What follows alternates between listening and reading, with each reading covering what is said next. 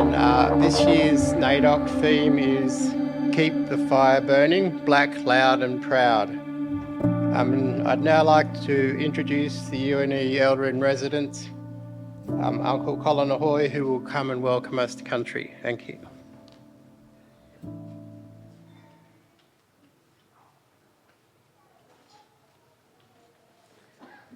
Thank you, Darren. As we share our knowledge, teaching and learning and research practices within this university, may we also pay respect to the knowledge embedded forever within the Aboriginal custodianship of this country. I am a descendant of the Anouan people. I would like to pay my respect to the local Indigenous people of the Anouan Nation, the traditional custodians of the land where this important event is being held. We share the caring of this country with the Dunghutti, Gumbaynggirri and Kamilaroi nations. We pay our respects to our elders across Australia and acknowledge their wisdom and guidance. We do this with the belief that Aboriginal culture has the power to provide significant healing in the world. A few years ago, we had a young woman from Walker employed by the Oorala Centre. Her name was Shannon Green. She ran a program in partnership with the State Aboriginal Lands Council and the University of New England. The theme of that program was Lighting the Fire. So the theme of this NAIDOC celebration is Keep the Fire Burning. I thank you for attending today's NAIDOC celebrations, and remember, be black, loud and proud. And happy NAIDOC to you all throughout this week. Thank you.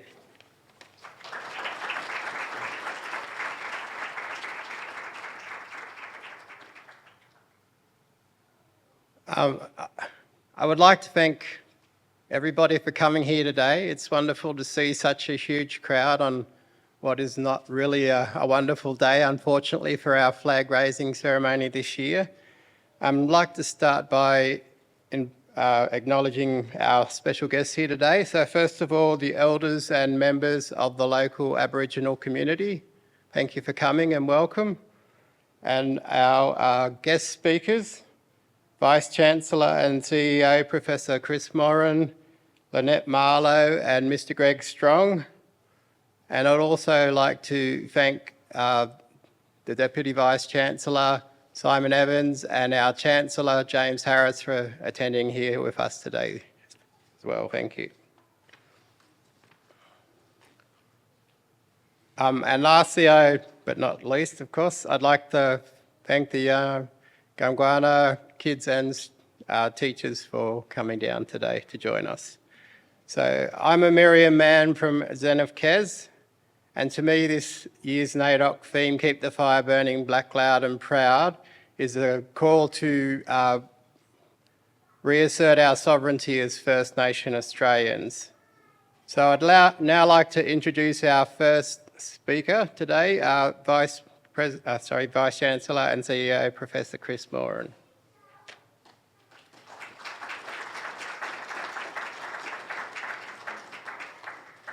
Thank you. Excuse me. Thank you, Darren. Good morning, everybody. Uncle Colin, thank you for your thoughtful welcome this morning and the smoking ceremony. The smoke's still out there, so we'll have that reminder hopefully all day long, if not longer, on our clothes. Can I also acknowledge the traditional owners on all the lands where our university learns, works, plays and lives, and as you know, that's a very, very wide set of lands, and pay my respects to elders of those places.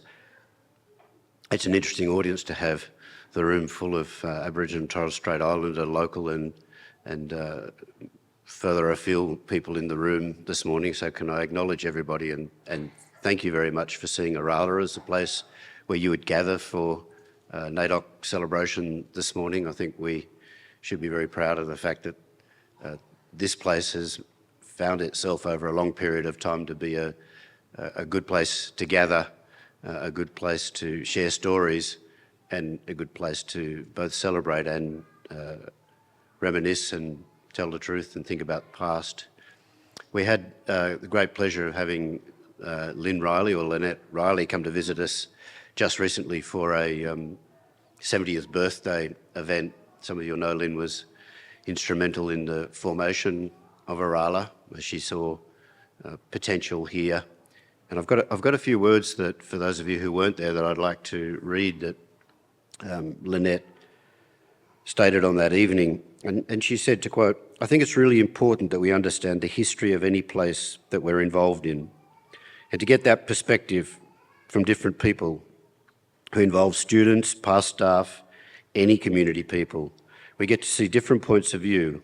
It's very important to have that. Those were the foundational studies that I've used to create an understanding of myself, an understanding of my place, and an understanding of my role and responsibility in education. And that has helped set me up for 50-odd years." So these are the reflections of someone who's been working on behalf of community at the interface with education and university for pretty much all of her professional adult life. And I think they're very apt words for this morning. I think University of New England has had and continues to have a wonderful opportunity. There were 20 graduates at the time that Lynnette formed Oorala, or worked with others, I'm sure, to form Oorala.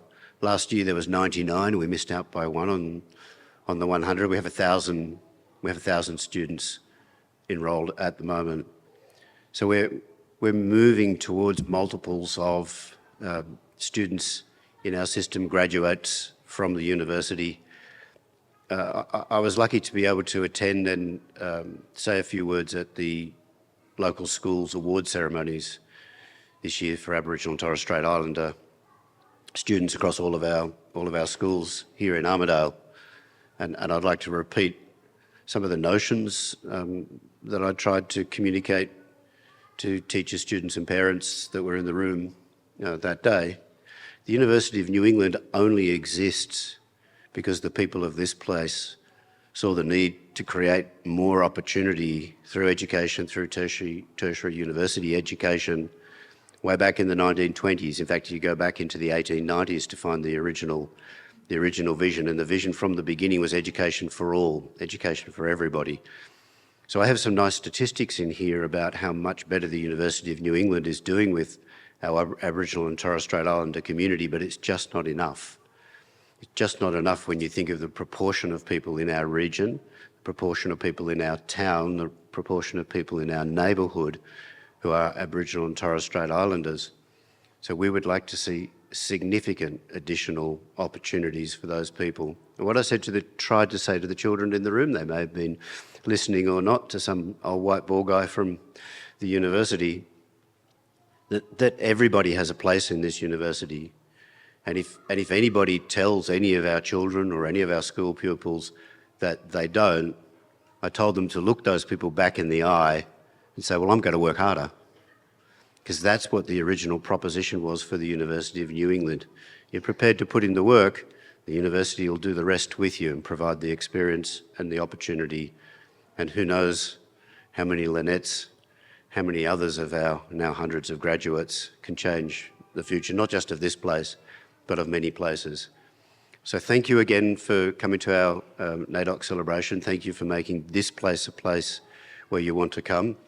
Thank you again to multiple elders that we have with us today. I can see two. We've lost Uncle Steve somewhere. I'm sure he's not lost. I'm sure he's nearby. Uncle Steve, thank you. Enjoy the rest of your day and enjoy the scent of the smoke, hopefully, that you carry through your day. Welcome here. Thank you.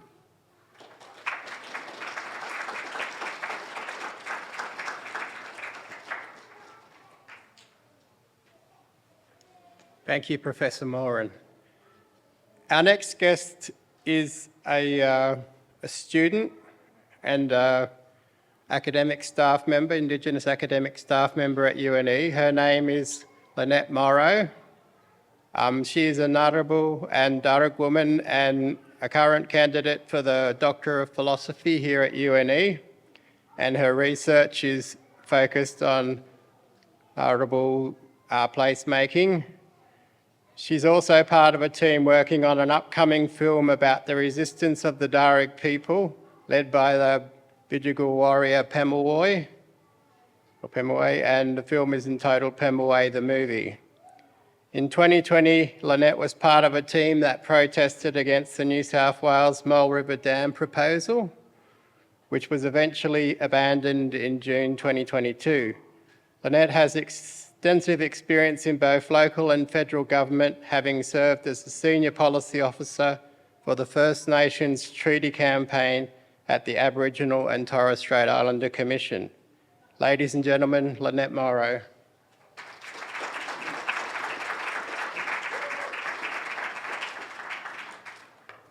Good morning. I might as well sit down now. You've basically given my speech. Thank you, Uncle Colin, for your warm welcome. I acknowledge that we are on Anaiwan country today, and I pay my respects to the elders past, present and future. I thank you for your invitation for me to speak today. And I'm very honoured today to speak with Uncle Greg Strong and Vice-Chancellor Professor Moran. I also would like to acknowledge my Sydney-based elder, Bidjigal elder, Uncle Colin Ahoy, and for all those people who contributed with this speech. So let me introduce myself. Guraku Monandaga. My name is Lynnette Marlow. My people are Narrabul from the Severn River, the Kupanunda, which is the northern New England tablelands. I also identify as Doric from Sydney. I'm a PhD student candidate studying Ngurrabul placemaking. Today I'll be speaking about resilience post-referendum, keeping our fire burning and remaining black, loud and proud. And just a warning, I'll be discussing ancestors who have passed on. So the Doric were the first people to endure invasion by the European settlers. And Uncle Colin Ahoy suggests that since colonisation, First Nation people have been oppressed by British laws and customs with little acknowledgement of our own. A Doric story of early settlement is about our first warrior, Pemaway, who led the resistance against the invaders. Our dilemma was that the European settlers had broken our visitation laws and entered our country without agreement. Our Doric laws had strict protocols for entering our country. Entering our country, our guides would give the travellers the rules where we would camp, hunt and gather, and the tracks that they could use. And while travelling, the visitors would be given a gum leaf branch, something like a passport. To our despair, during fierce Doric resistance against the British, Pemaway was murdered in 1802. He was a martyr for our people.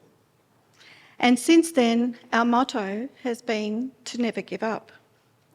Today, our people continue to be resilient, standing black, loud and proud, proclaiming our citizenship to our First Nation countries through identifying with Anaiwan, Doric, Narrabul, to name a few.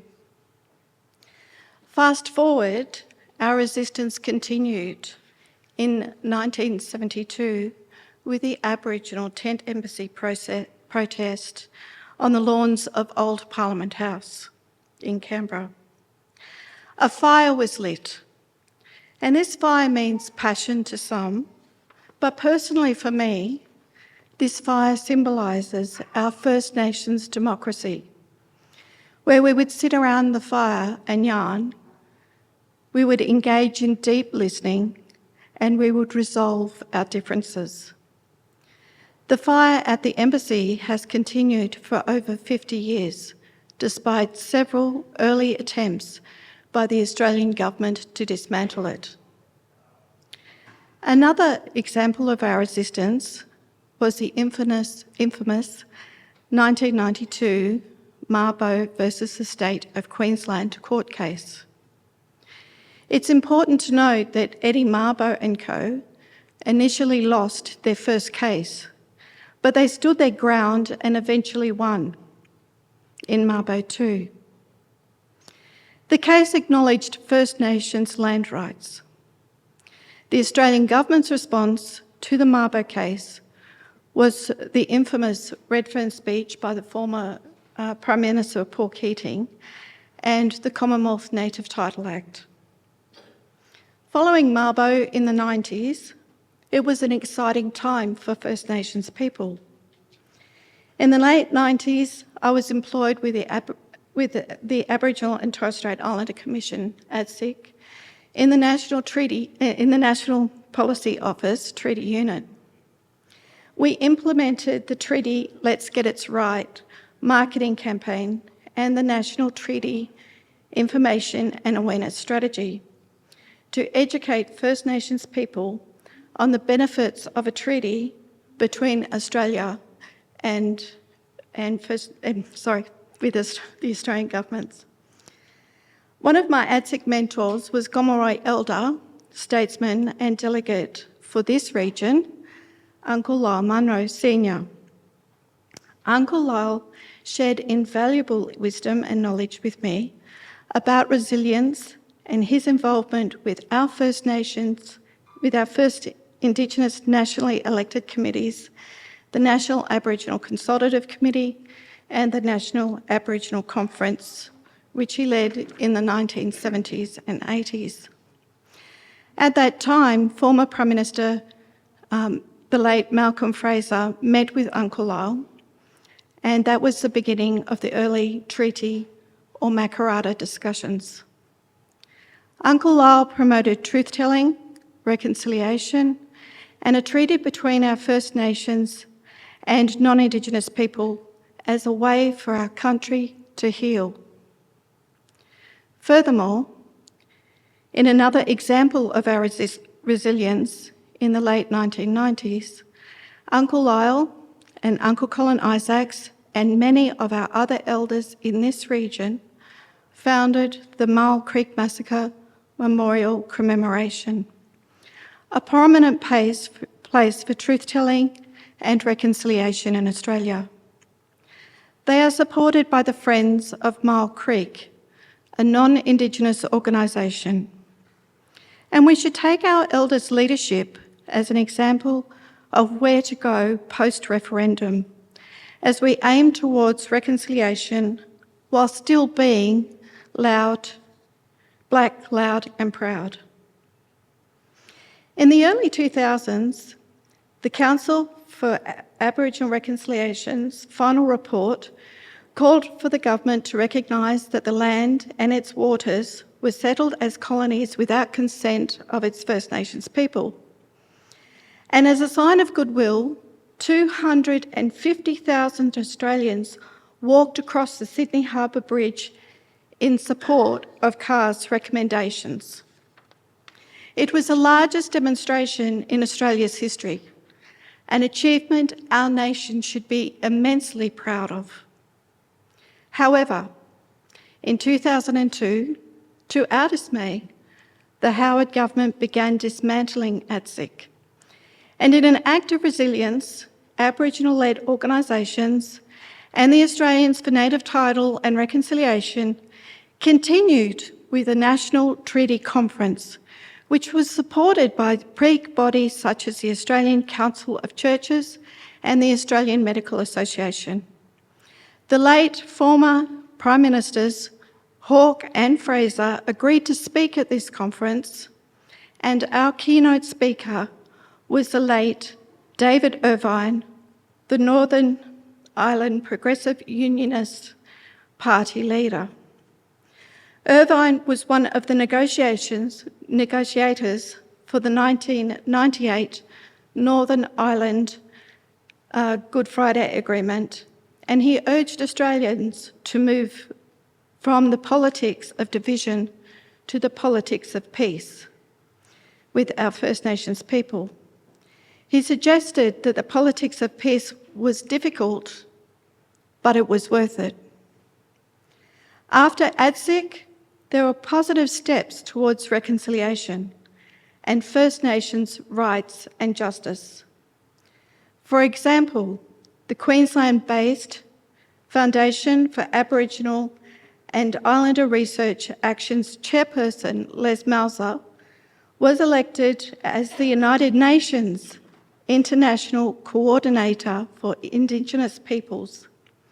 He addressed the United Nations General Assembly in September 2007, where the United Nations Declaration of the Rights of Indigenous Peoples was formally adopted. The UNDRIP asserts Indigenous peoples' self-determination, cultural rights over land, waters, and much more. In 2008, there was also the national apology to the stolen generations by the former Rudd government. This was a highlight. Sitting on the lawns of Old Parliament House with thousands of stolen generation people and their descendants, we never thought that that day would come, but it did. And last year, in October, post-referendum, my colleagues asked, where do we go now? I understand post-referendum why many Australians are concerned about the way forward in reconciliation. So let us collect our thoughts and move on with greater insight and determination, as we have in the past. Keep sitting around our yarning circle. Let's keep our fire burning, truth-telling, embrace the politics of peace and reconciliation, and let us walk towards national emancipation through treaty. Because First Nation folks will never give up.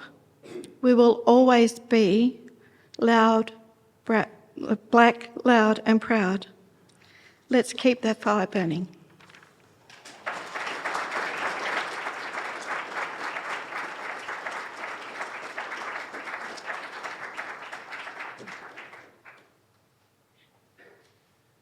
Thank you, Lynnette. Our final speaker for today is local community member, Mr. Greg Strong. Greg is a proud Ngarrabul and Anouan man and is married to the lovely Costine Strong, and they have 4 amazing children and 11 delightful grandchildren, I'm told. Greg has an industrious and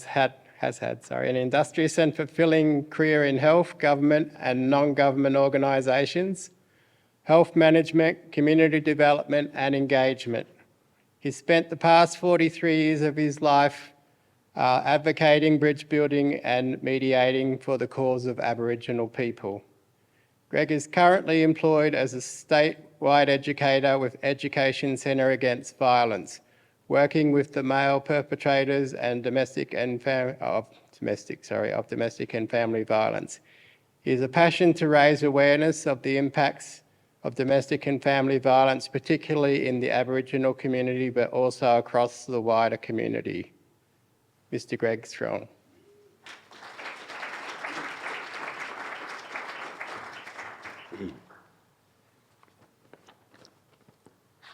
Thank you, everyone. Thanks, Uncle Col, for your welcome this morning. First of all, I would like to acknowledge that Anouan, Gumbanga, Gomeroi and Dunghutti peoples live and work and play in this amazing part of the New England. I acknowledge elders, past, present, and those that are emerging. I would like to thank you all for turning up here today. My name is Greg Strong. I'm a statewide educator with ECAV, which is the Education Centre Against Violence. My role is to support Aboriginal communities with education around domestic and family violence and child protection, with a focus on working with Aboriginal men and domestic violence. The theme for NAIDOC 2024 is Keep the Fire Burning, Black, Loud and Proud. The theme speaks to the enduring strength and vitality of Aboriginal people and our culture. Fire speaks to the connection to the country, to each other and to the rich tapestry of traditions that define Aboriginal and Torres Strait Islander peoples. As a child, I grew up around fires. I came from Guyra's 1 mile Aboriginal reserve, from the days of no electricity, dirt floors, tin shacks, carrying wood and water. We spent all our childhood days sitting around and playing with fires. Some of us still have the scars to prove it. We'd sit around the old open outside fires and fire tins where we'd poke and prod, adding more wood, stirring it up, watching the smoke and sparks fill the starry heavens of a nighttime sky. The old people yarned, cooked and bathed us kids around fires. There's something soothing, warm and inviting about sitting around a fire. That's why I liken fire to a cause, a purpose, a vision. Keep in this theme is an action word. If we are to keep the fires burning, we must be doing something about it. Because a fire must be stirred up. If it dies down, you have to find more fuel to ignite the flames. It takes kindling or bark and sticks to start a fire. If you need to stay warm through the cold winter nights, you will have broken sleep. You will need to get up and poke the fire. You need to ensure that there's enough wood to sustain you through the tough times. A fire requires fuel.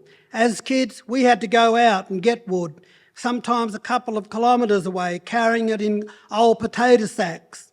If fire speaks of connection, we must ask ourselves, to what will we attach ourselves? If there is a cause, a vision, a purpose to connect ourselves to whom will we make connections to further foster better race relationships in our nation? What about on the New England? What about here in Armidale? What will it take to connect us as a nation? Connection, for me, is a reaching out, entwining ourselves in a common progressive purpose. I think we really are a divided nation. The referendum has really shone the light on how divided we are. Professor Marcia Langton said it best when she said, the referendum has set reconciliation back 20 years in this country. The stats prove that. We know that in the referendum that 89.95% of Australia voted no, 39.94% of Australians voted yes. We know that in New South Wales, 41.04% voted yes and 58.96% voted no. That was with a 90% turnout. But New England stats are really what should fascinate us, or what should awaken us, perhaps. In New England, there was 24.68% voted yes, and there was 75.32% voted no, with a 92% turnout. Out of 92 polling stations across the New England, only 2 attracted a majority yes votes. That came from out of the Northern Daily Leader of October 2023. What attitudes and thinking are those results reflecting about the New England? Here in the New England, we are not sitting around the same campfire. Aboriginal people across the New England have come out this week to still celebrate our culture and our survival and our progression. The goodwill is still there for us. We've shown up today despite the referendum results. We're still here.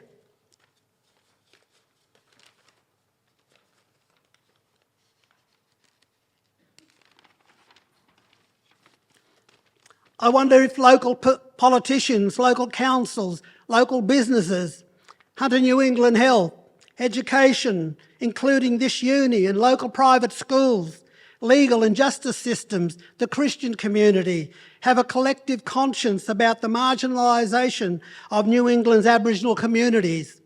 I also wonder, where is the generation of Australians who have a fire in their belly for an inclusive Australia? People who won't be dictated to by their peers, politics, wealth or colonial histories and systems. Aboriginal people, my people, we must gather around the campfire again to plan, strategise. Will we dare to agitate for the future generations? Don't listen to the clangorous noise that wants us to get over ourselves. Stop living in the past. Don't become complacent. We have been sidelined in this country. We got shut down. The media did not drive our agenda. It drives white frameworks and narratives. And so where is the platform for black people? We are rooted in this country. Fires have been passed down from one generation to another. They've been with us from days of old. Are you still sitting around warm ashes? Are your campfires being reduced to ashes? Are they just old memories? Are you all out of fresh wood? If I'm going to stand up and declare that I'm black, loud and proud, we have got to fuel the flames. We must we have got to be lifting our voices. Lift your vision for yourself, for your family, for your community, for your children and for your grandchildren. Speak out about injustice. You probably won't be liked. What about a fire in your belly? Let it compel you to strive for a better tomorrow. Let it make your dream bigger. Dare to be different. Make waves for change. What do you dream about? What's your vision? What's your purpose in this life? Like a fire, you have to stir it up. You've got to find fuel. You've got to get around other visionaries, other people who are driven. Read books, listen to podcasts, get educated about your passions, find mentors. What I say today may not be what you came out to hear. It might make you feel uncomfortable. I cannot apologise for that.